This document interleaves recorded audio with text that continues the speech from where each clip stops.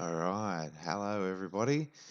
Andrew here from the Ark of the Covenant, and just thought I'd try something new today and do a vlog style for you guys. It's a fairly big topic, fairly important one. So we'll have a crack at it. I finished off on my last post, if you caught it, saying about the similarities between the creation stories. So here we go. So the religious version is in the beginning, God created the heavens and the earth. And the scientific version is in the beginning, there was a big bang which distributed all the matter and energy and it created the universe. So I find that there are many similarities in the creation stories of both science and religion. Both stories go on to explain that over a length of time, the remaining ingredients came to be in place to arrive at our current environment. Both stories follow an orderly and logical process. You need Earth, the sun, and the water and the moon in place before you can have the plants and the animals. In both versions of events, humanity was the last to arrive on the scene. And while science offers us a conservative estimate of how many billions of years it might have taken to build this universe, religion strolls in and announces with brazen certainty that their mate Jeffrey, he can do it in 7 days. And so, if nothing else, you've got to admire their pluck. It takes a fair bit of confidence to come out and expect people to believe that. So we've got many people involved in science, and they are heavily invested in believing that the doctrines of the science have the ability to reveal the true nature of existence. And we've got many people involved in religion, and again, they are heavily invested in its doctrines. And we have the rest of the world, and the undecided people, the unshores, the swingers, or the completely disconnected and disinterested. So, in the same way, now our politics have got these same three camps: the left wing of the eagle, the right wing of the eagle, and the people who sway between the petition, or those who are completely detached from political activity at all. Now, correct me if I'm wrong, but in America, where voting isn't compulsory like it is here in Australia, right, less than half of the population actually turns out to cast a ballot. So this means that for these people that don't turn out, well, the minority of people in their country are determining their fate. So if you study then the actions that are taken by the elected officials, you'll see that they rarely align with what was requested by the general population and what the general population was promised to get that person elected in the first place. Right? So we've got to ask ourselves, are they really looking after our interests in there? I don't think they are. Right? Look at the omnibus spending COVID relief bill that was just passed in the US, right? It was a supposedly emergency bill containing a whole heap of enormous spending agreements, including funding for the vaccine and standard government operations fundings also. Right, so there was 900 billion for relief efforts and 1.4 trillion in, I guess you would call it, standard government operating costs that have to be approved. So the bill included $600, a payment of $600 for every American who qualified, and it amounts to 166 billion, which is pretty paltry compared to the 900 billion total for the relief package. So if you'd even doubled that payment to $1,200, it's still only 332 billion and only constitutes a third of the 900 billion, or the extra 100 billion, 150 billion that you add. So it's not very large by comparison, right? But the bill also included $10 million for Pakistani gender studies programs and $15 million for arts and museums. right? And the outgoing President Trump, he asked for the stimulus payment to Americans to be increased to $2,000. And both sides of politics denied this request. And regardless of what opinions you hold about President Trump, you can't deny that that sort of a request has the best interests of the people in mind. And the establishment politicians just said, no, you can't have it.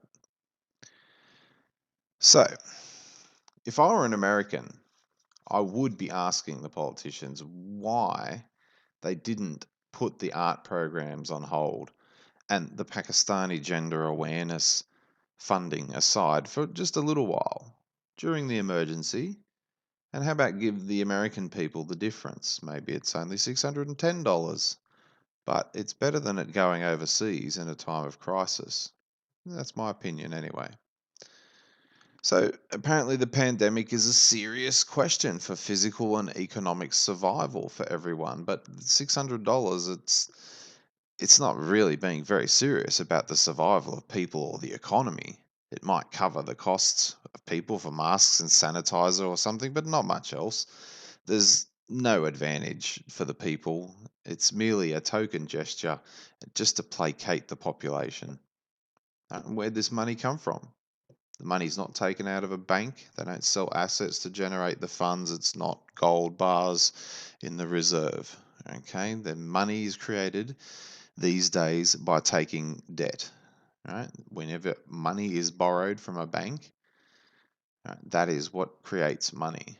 The new money supply is created by people borrowing money. Right? Every single bank can print the money into existence whenever anybody takes out a loan. And then each bank is in debt to the Federal Reserve, right? Which basically underwrites the whole financial system. But the problem is the money that they never print is the future interest to be applied to the debt. Right? So you see, there's always going to be a 2 or 5 or 16%, whatever the interest rate is at the time. There's going to be that much less money being created than what is actually owed to the bank. Right? So this process gives money an artificial value. The interest shortfall, it keeps the carrot at the end of the stick, right? The need to obtain the money remains higher than the available supply. The process will never create a balanced distribution of wealth. It's a Pareto distribution, okay? Everything ends up on one side of the ledger. It's just like Monopoly, where the outcome is predetermined before a dice has been rolled. You don't know who will win, but you know that someone will end up with all the money. That's the monopoly system. That's our financial system. Right? So mum and pop businesses in this pandemic and these lockdowns, they're being shut down, told they can't trade or heavily restricted trading conditions.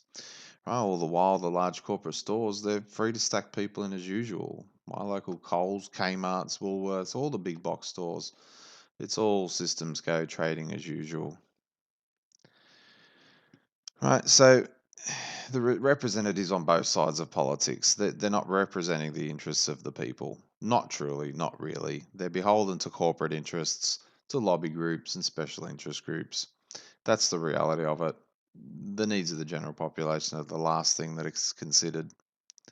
Right, and if ever a bill is proposed by a rebellious partisan or an independent, that might in any way attempt to improve the situation for the general population or to limit the abilities of the wealthy, this bill will be roundly ignored by both sides of politics.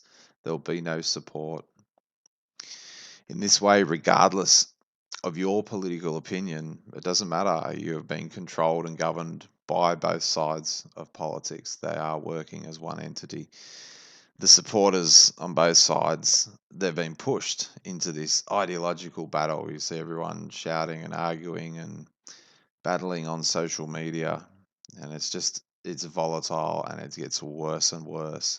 right? And the reason why is because the leaders of the political parties, all these people align with, have gleefully fostered this combative environment.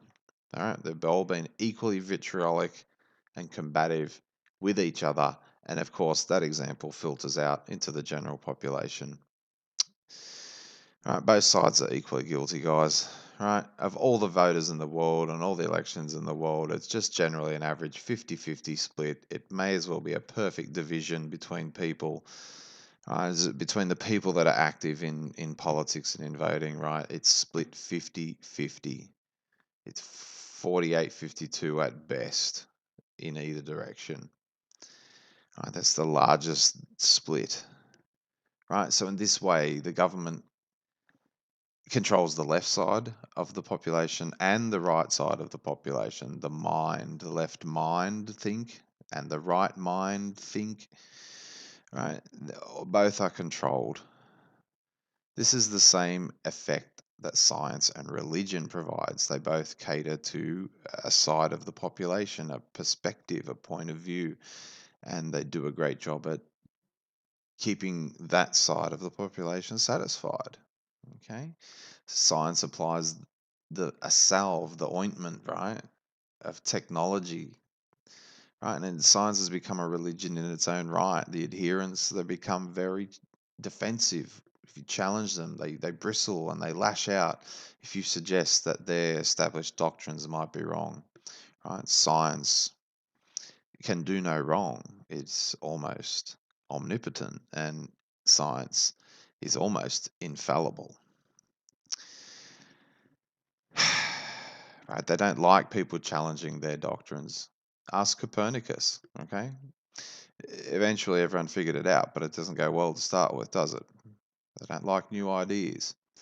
And science is, it keeps us distracted and it keeps us constantly entertained. Right? And religion and spiritualism provide the same salve for our psychological security. Right? We're always in the face of our impending end. That's one of the great challenges of living. It's unspoken and people deal with it in their own private ways, but it's there and it's ever present for all of us. We have to face the fact that our life is terminal. It will end and go to a new beginning, but this iteration will end. The cycles will go on. Right? So both of these institutions of science and religion keep us very well entertained, very well distracted, and religion especially gives us that very direct story to believe in, where we go to another place that we will experience. In the same way that our consciousness is here with us in our current iteration, and that same consciousness will follow us into another iteration. Okay, it's a nice thought to have, right? But so it's a very powerful combination, right? Before psychology was a formal science, and even before science itself became a formal science, right? And that was Kevin, what's his name? I mean, Francis Bacon, right? 6 degrees of Francis Bacon. The church, right? They already fully understood the psychology of people. They used it to great effect. The church with the great power of the world, and all the scientists and artists, they wanted to claim to be purveyors of services to the Holy Church. So that's where they learned. They studied and gathered information from all the best scientists and philosophers and artists. Right? These people have very astute observations of humanity and society and how people interact with each other. And the church learnt a lot from these people. Right? Again, you're dealing about the church being an elite group, the artists an elite group, the philosophers an elite group. Okay, they all work together. They all were in touch with each other. It's just networking, guys. That's how things work out. Okay, so but they learned how people react to what they see. They learned how people think and how they, right, they understood the deep instincts that are within us, our reaction to symbology unconsciously. Right? We react to it because it's so deep and anciently rooted in us. Right? So things that science is only recently studying, discovering, and confirming, the church is already known to be true and have been using to their advantage all this whole time. Right now, as feudalism, kingdoms and whatnot started to wane, and governments of the people started to take center stage, the politicians regularly sought guidance from the church on how to proceed with matters of state. Because the church had all the experience in how to control the minds of large groups of individuals, and they knew how to get them to fall into lockstep with each other, right? And that lockstep is whatever the institution in power recommends at the time. The church understood how people react to certain inputs at certain times. It's now even it's now more than ever, I should say, become a feature that the decisions of governments are deferred to scientists. No longer the church, no longer the priests. Now the scientists are the priests. Okay? If there is any need in the community, the politicians turn to the scientists to provide guidance, such as in the current pandemic. Right, this has got two notable effects. It absolves the government of responsibility, right, for damaging people's lives or any ill that may occur because, well, they're only acting based upon the best available advice, and that best available advice can only come from scientists and the mass-produced experts that come from our academic system. Right? These guys must know best all the time, right? If you think these scientists and academics are fair and neutral arbiters of what's true, and that they carry the highest altruistic motivations of learning and enlightenment, you may be shocked to learn this is not true. The scientists, well, they're beholden to the government, the funding from the government, and they're beholden to the corporate funding, the corporate dollars. Right? Somebody has to pay these scientists. They've got to pay them to do the research. It's a job. They need to make a living. Right? And the scientists, if they buck the if they rock the boat, and if they go across, and if they go against the accepted, established narratives, well, they just won't get asked to do any more research. They'll be out of a job. Right? These scientists, they will produce the results they're paid to produce. And if they wish to be successful and have many citations, or if they just wish to use their qualification to actually be a scientist, well, they've got to follow the bouncing ball. In the years gone by, the church had a prominent and influential role in national governments, but there's been a very quiet and very gradual transition away from public acknowledgement of a role for spirituality in the political and corporate arena or the process in general. The church quietly slipped into the background while science took up the role of moral guidance and moral arbiters. So, after most of 2,000 years of heavy church involvement, which garnered half of the world's population as supporters of the Roman Catholic Church, oh, this church just slipped out the back door, and it left their supporters to face a world where they were no longer supported. So, what is right and proper to do these days is whatever science advises is the correct course of action. And that'll be whatever satisfies the numbers and the measurements.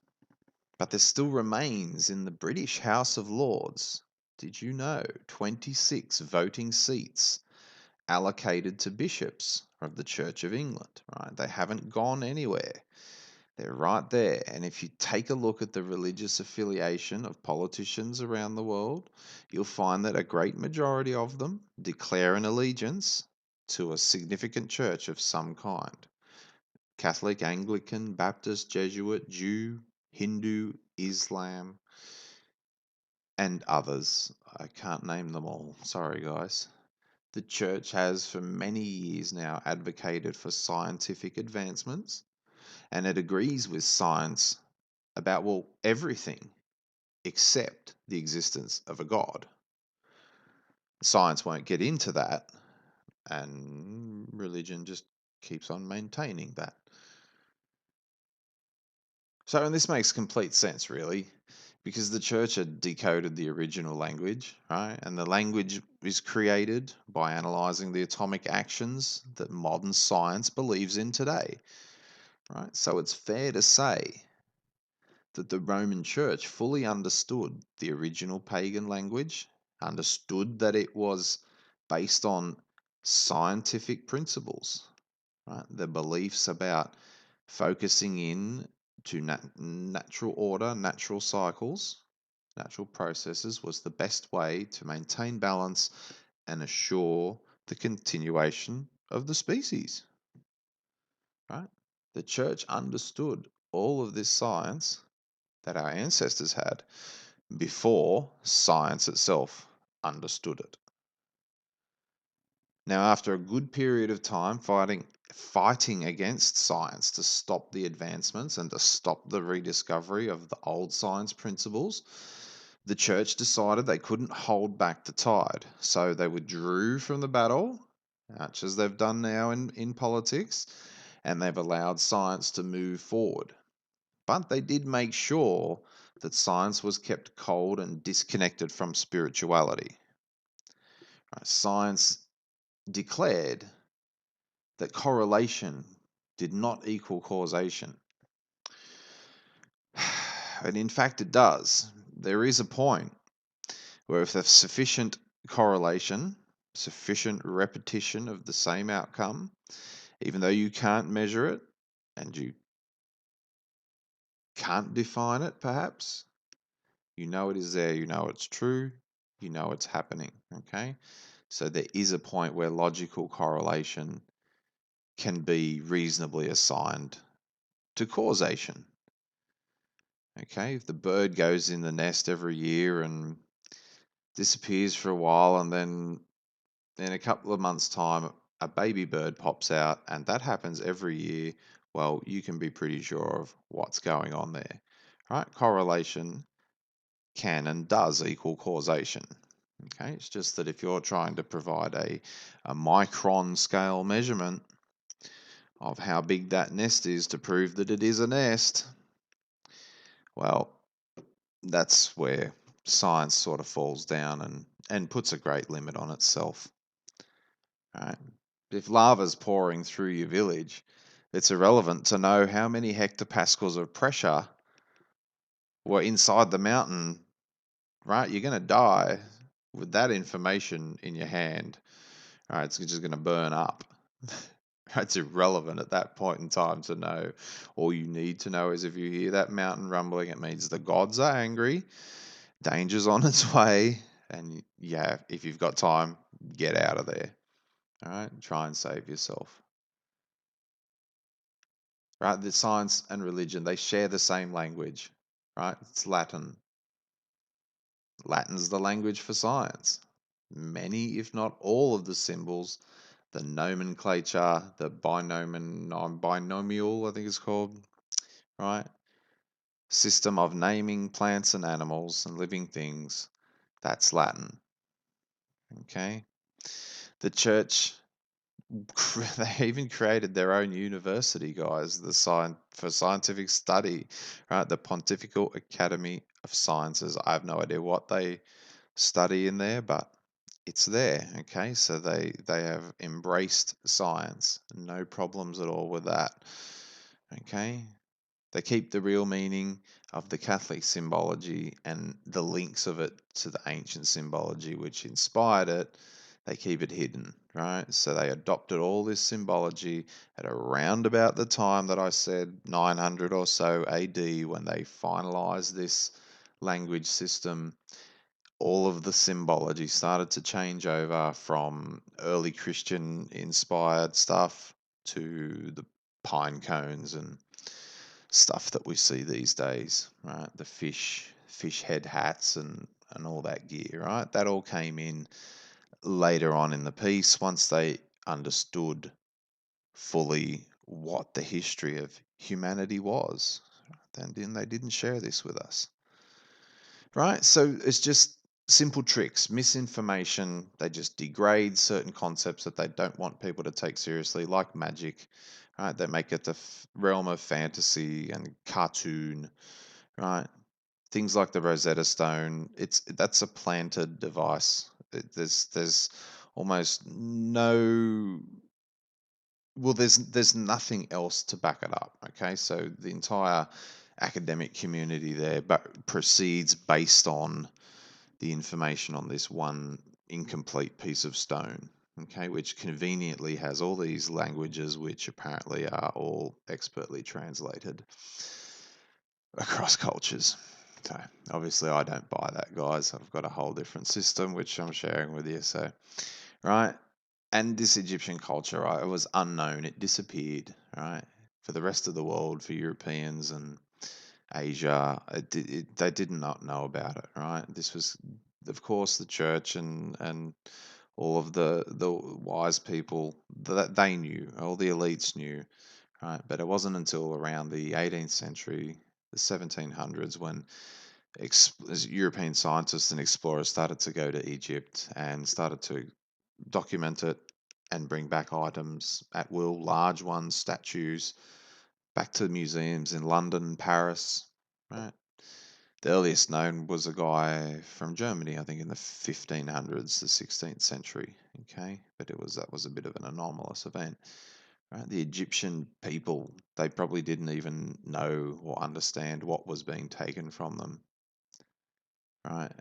And at the very least, if they did know, they were powerless to do anything to stop elements of their culture being stolen away by foreigners. All right, guys. I hope you enjoyed that. It's nice to meet you all, and I hope you like meeting me in this way. If you liked it, well, I can do more videos in this style. I know my gear is pretty basic and whatnot, and I had to shrink my camera down, obviously, to get a decent picture out of it. Otherwise, it was just blurring and glitching the whole way. So, yeah. Thanks again, guys. Be good out there. Be good to each other, and I'll see you all again soon. Bye.